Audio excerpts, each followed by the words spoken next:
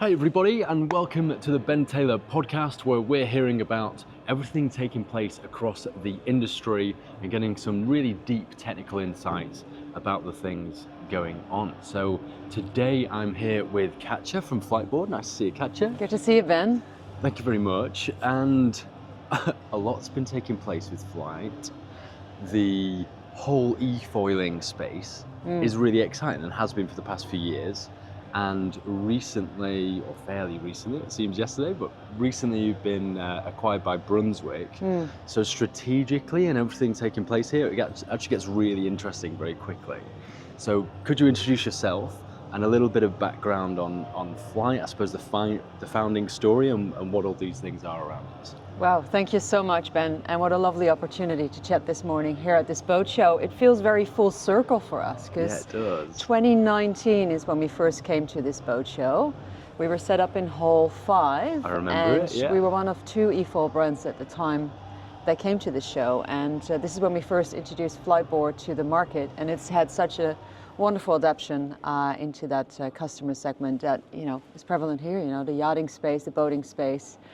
People that love water sports and action sports as well. So for us to come back here this year, 15 months after being acquired by Brunswick Corporation, and to be set up here in Hall 3, which is a different location for us, is a really interesting full circle on the journey. It's really, it's great for us that 15 months in that journey, we get to be here with all the Brunswick brands. We're set up here across Avatar, which is the electric propulsion outboard engine from Mercury. We're right across from Boston Whaler and Sea Ray, and you have Quicksilver and all the other brands are right here. There's a bit of a family here, and it demonstrates that maturity in this industry and the maturity on the journey for Fliteboard as well. And we've been leading and pioneering and innovating in this space since the start, and always been driven by creating the best product, the best design, and sort of leading an e-foil space. And I found that particularly interesting because back in 2019 there's only two brands going. And we've seen plenty more pop up ever since.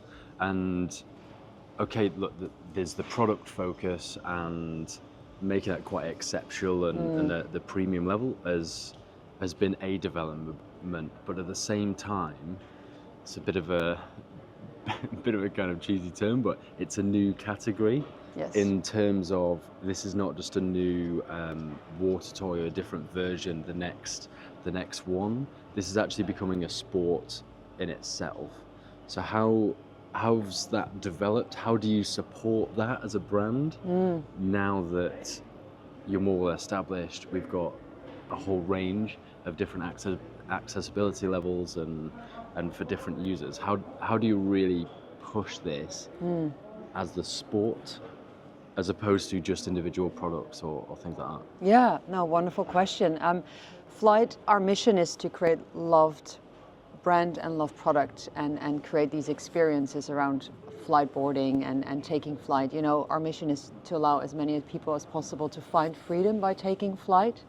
That's a lovely verb. It's an activity. It's broaden your horizon, have a new experience. So that's really behind the design philosophy for our product category. And you're quite right. I think what's really unique about Fliteboard is that we've developed a product category that is 4 different categories of product.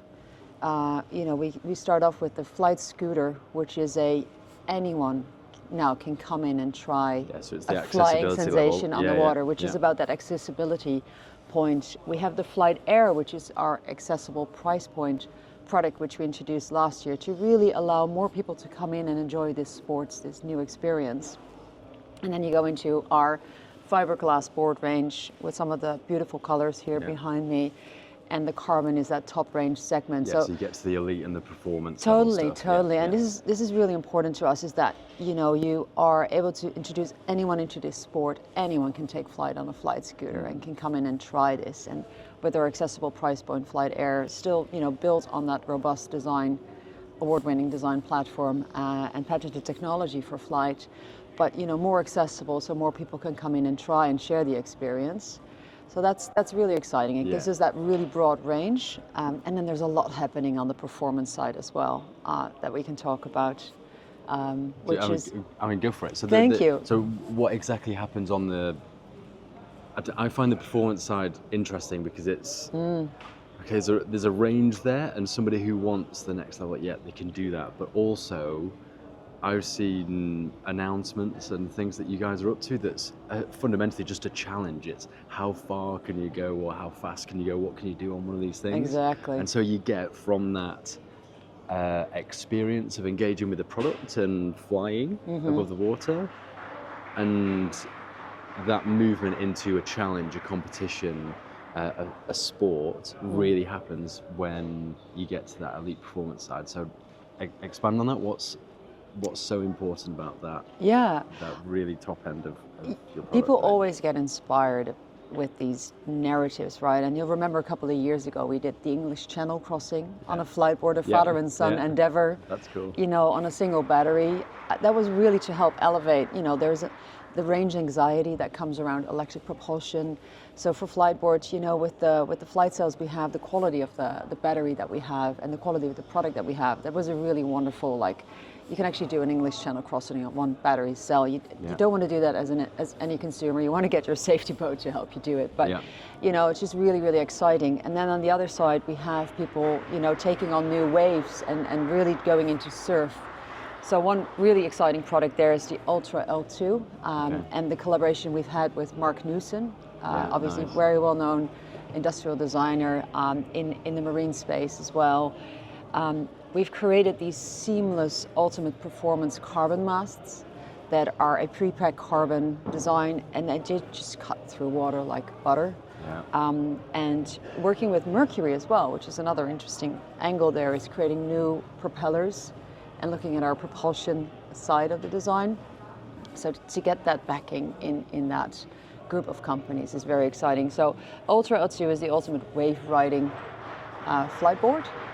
And you can just catch any wave on that and put that in a incredible performance like a Nazare type wave with some of our team riders like Tom Court and Glyn Ovens kind of going in and conquering that and telling us that they feel very comfortable with that kit, with that setup. It's safe, it's built, it's robustly built to get them out of any situation. Yeah, and it's also unlocking things that you wouldn't be able to do before a product like this, like the actual experience. Okay, they're very talented riders, but you could not even try and attempt the experience of what they're actually doing on board these kind of products until they're available, until you say, okay, use this technology, let's see what happens, and have a hydrofoil like this and have the propulsion mechanism. Yeah, and ultimately we are an Australian company with an Australian design studio, and that's where we have our ultimate playground to test new technology and new platforms as well.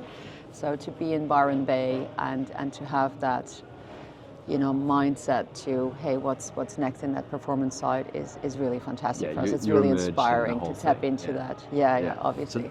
So, this is the best position to come from, because we've not actually mentioned that these are fully electrically propelled. This is not primarily about being more sustainable or enjoying electric propulsion. This is about experience first. And because you've got the technology and the product there behind it, it's still about the experience and what you can do on these products, and not just a bit of we're doing it with electric propulsion because sustainability is a really core value of the company or what needs to be seen and heard around the industry. So what I'm really interested in is, since the acquisition by Brunswick, how do you kind of integrate those values as a family, as a larger group, and what position does what value and how do you really focus on that sustainability element as it integrates together? That was a very long question. yeah, don't worry. I think I get where we're going with this. Yeah, go on, yeah. I mean, ultimately, the crossover and innovation between foiling and electric allows us to be sustainable, efficient in use of energy and having smaller and smaller batteries on our Fliteboard range, right? So now with a very small battery that is super light and easy to swap in and out, you can still have a beautiful little journey around a boat or a yacht and explore, right? So that is a really exciting technology in its own right. So for Brunswick, they are seeing the future in electric. They are seeing the future in that crossover with the foiling that we're doing on the personal watercraft side. And I think that's where some of this came from. It's also in that shared passion around just premium design and premium customer service that, you know, is a shared value, again, with Fliteboard and how we've been set up as well. Yeah. So that journey continues for us, and it's going to be really important going forward as well. And do you end up with shared resources? I mean, you mentioned the relationship with Mercury and things like propeller design. Does that extend way beyond just that specific relationship and into resources and R&D teams in a wider group that you can now talk to and collaborate with to really double down on that development? Sure, and this is a real unfair advantage to us in this industry space, right? In this product space, because we're looking at a company that has incredible manufacturing capabilities, that has incredible R&D capabilities, and it allows us to tap into that resource. Obviously, there is a long-standing sort of technical capability there, and that's been a really fantastic resource. I have to say, from our side as well, it's just really nice to be able to network into that community. At this boat show as well, we're meeting all the boat dealers that work with these brands already, and get to know Fliteboard as, you know, there is the stamp of approval, so to say, on that acquisition as well, and that really helps in those conversations. We're here to stay. We're here for a long-term journey, and you know, that can't be said for all the new startup brands that are coming into this space. So we are setting up for a very professional, robust partnership structure. We want to work with partners that, you know, want to introduce a new experience to their customer base, want to introduce a fantastic new toy into their customer base, and we have the resources to back them up on that journey with Flight as well. And so after an acquisition like that and that integration that we're talking about now, how do you integrate things like the marketing and the sales channels? Because there's some obvious opportunities where typically you'd see a Fliteboard on the aft deck of a boat that's for sale or whatever. How many opportunities, or how do you go about saying, okay, well, Brunswick's got all these fantastic networks and ways of selling products exactly like this. How do you enter that network? I mean, it's been fantastic on the journey for Flight. One of the beachhead customers, the customers that had the first adaptation for the product, were the yachting customers. Right, so now when we go around the boat shows, you'll notice obviously there's, you know, Fliteboards on many yachts, right? And this is something that we're very passionate about, maintaining that relationship and continuing that growth in that relationship as well. Here's an opportunity for us to work with other boating brands as well. So you notice Fliteboards are with the Sea Race, you know, throughout the show here as well. You can see that we've started working with many more brands in that space. Sunseeker is a well-known partnership for us that we're very passionate about. So. I think that's a journey that will continue. I guess what was the other point to your question? So the more wider sales opportunities. Right. Yes, okay, upsells with boats. Then you've got the family of boat brands within Brunswick, but then also there's huge opportunities with brands that are outside the Brunswick family, but are perfectly good partners and really share a lot of the core values with a product like a Fliteboard. Totally. And you asked about marketing as well. So here's a really exciting example. We were just at CES Las Vegas. Oh, cool. And one of the things we were able to do there in that partnership is set up a flight simulator, create a real immersive experience, interactive. And, you know, I'm just working with the team now. I would love to introduce that same experience here in the European shows. So that's, you know, those things are coming our way now. And that's, you know, to also, we believe 99% of people don't know what e-foiling is yet or Fliteboarding is yet. And there's a real opportunity to find many more people that will enjoy this experience, have a really clean technology, silent, magic experience on the water. So there's a real audience out there for us to still reach. That's such a nice vision, because I think we're our own worst enemy for saying, well, a boater is a boater and that's who we market to. And we don't look at all these other industries, all this leisure time that everybody else, which is the vast majority of people, that's how they spend their time. So even though we've seen you guys since 2019 here every year and everything in between. It's such a small amount of the market potential, and so by going more broad, you can say, well, oh, you also love being on the water. Well, you don't necessarily need to do the traditional approach and have a boat or even a kayak or whatever it might be. Do you know e-foiling? And just really grow the whole market share and market cap, as opposed to winning the market share that already exists. For sure. Yeah. And Ben, you probably noticed, I don't know if all of your listeners know this as well, but this is really easy to learn. Yeah. It's so accessible. Like, I come from a background in sailing and windsurfing and kite surfing. All these things require a lot of practice, you know, and there's a lot of like moments where you go like, oh, I can't do this, you know. What's really exciting for us is to have that big smile moment with people, like 30, 40 minutes into their first Fliteboard experience. Yeah, and they start hovering above the water and they get it. Totally, and there's no age restrictions, you know? There's no age restrictions. We have teenagers on loving these boards, and they'll come out to the yachts now because they're like, oh, you know what? While mom and dad are having a drink, I'll go and have a bit of fun on the water on one of these and explore in my area. The age demographic, the but we go all the way up to 94. Applicable. Like one of our oldest customers is a lovely gentleman who rides 2 different types of boards, and he goes out every day, and he's 94 years old, and he's loving it. So it's a fantastic product to really address a big audience with, and we're here to kind of broadcast that message. Yeah, and I think it's also applicable across all the regions around the world. So obviously Australian-based company, but perfectly applicable across the Middle East, Europe, US, and more broadly. So it's, I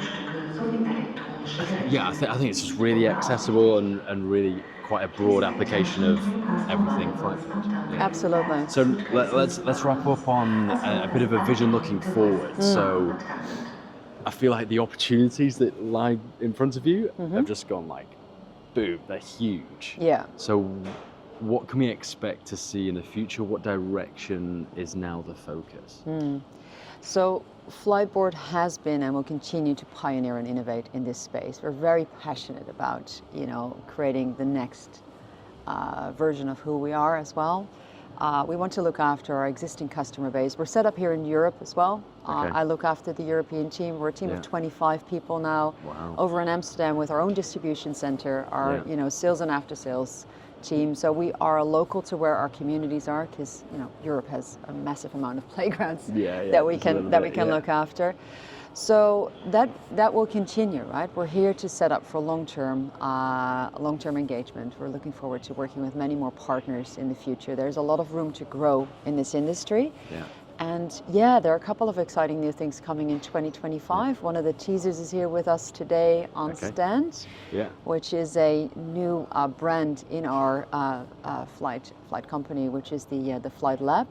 Which will bring us into that surf disruption space, and there's a lot happening there as well. So that's really exciting for us to kind of build that out in the coming years as well. Okay, fantastic. Thank you very much for talking to us, Katja. Thank you, Ben. Lovely speaking with you. Likewise. Everybody, if this has proved insightful to yourselves, make sure you're following here to see plenty more of it. Outside of that, we'll see you next time. Bye for now.